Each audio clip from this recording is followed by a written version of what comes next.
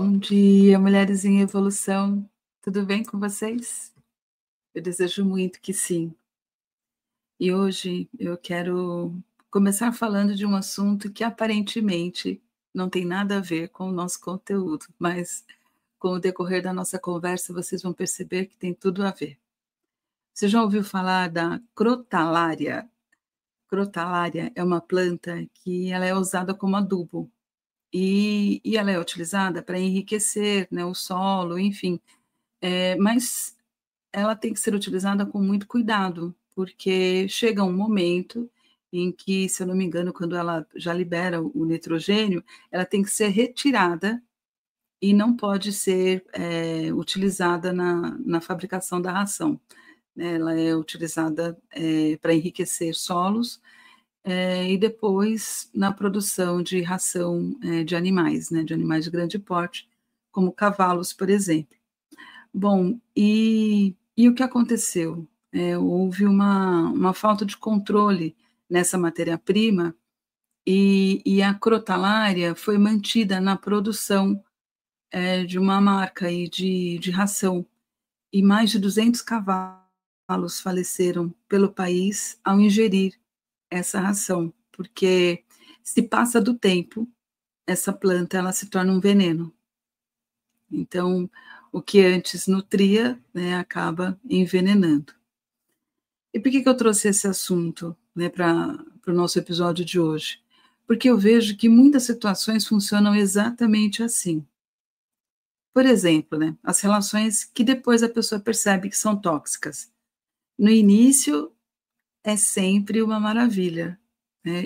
Chega a me dar um frio na barriga quando eu ouço uma mulher dizendo que está vivendo uma paixão louca, que conheceu faz um mês, que nunca viu alguém tão atencioso, tão cheio de amor, etc, etc, etc. Porque essa bomba, né, de aspas, amor, de atenção, em geral, ela vai esconder algo muito disfarçado mesmo, que se torna uma relação tóxica. Tudo aquilo que começa assim, de uma maneira muito explosiva, depois as pessoas começam a achar que não, ele só está fazendo isso porque ele me ama. Não, isso na verdade, quem cuida, né, quem ama, cuida. Então, assim, para justificar os ciúmes, enfim, e na verdade tudo isso só vai drenar a energia, né, de quem está sendo vítima mesmo, né, de uma relação tóxica, narcisista.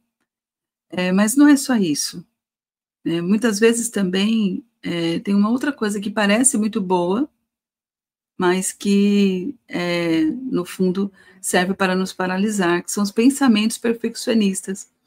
E eu vejo isso acontecer muito em casos de pessoas envolvidas no empreendedorismo, especialmente mulheres, que eu acompanho bastante, em geral, aquelas que são as mais perfeccionistas, que querem fazer tudo muito bem feito, que só vai pôr, né, para rodar a hora que tiver, né, completamente, né, perfeito, no estado ótimo, essas paralisam.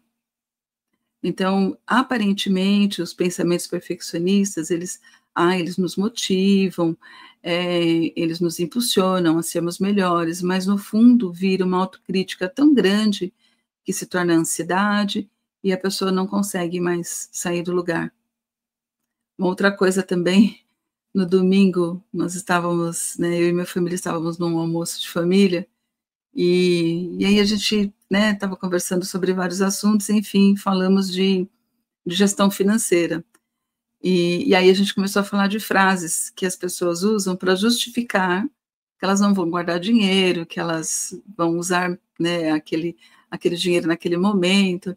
E aí, assim, saíram frases muito engraçadas, né? Não, a vida é uma só, para que esperar morrer, sabe? Enfim, né, várias frases que justificam. Mas isso também acontece com a questão alimentar, né? Quando as pessoas se presentiam com comida, né? Eu mereço, nossa, esse aqui é meu presente, trabalhei muito, então eu mereço, né, comer metade do prato de pudim.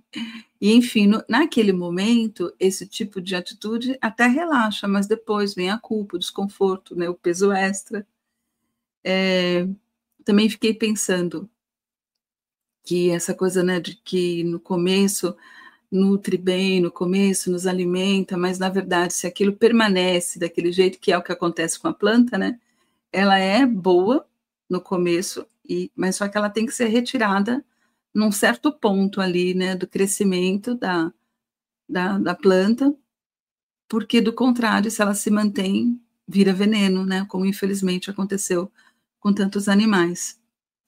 Mas também a gente também pode falar de ambientes de trabalho que aparentemente é positivo.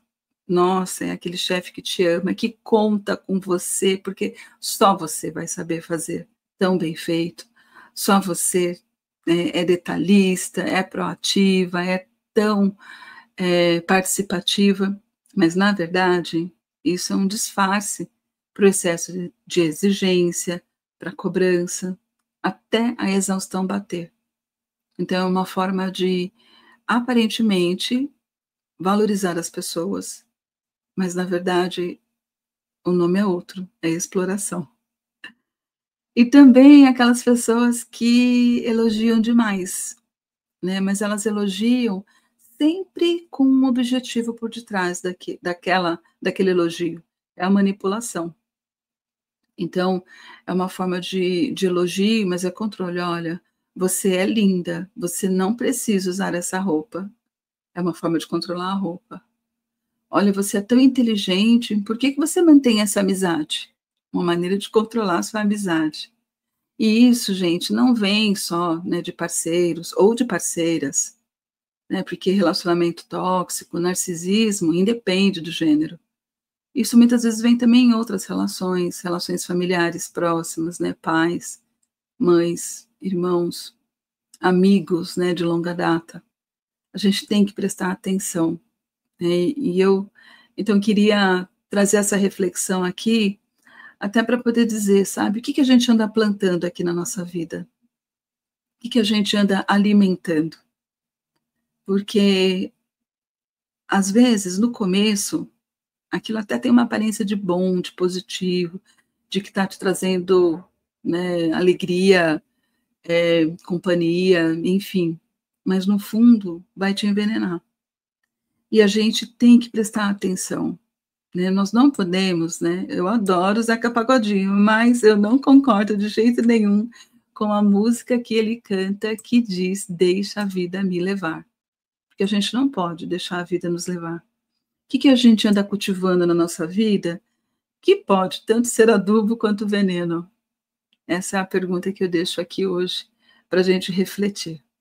Um grande beijo e um ótimo dia e, se Deus quiser, até amanhã.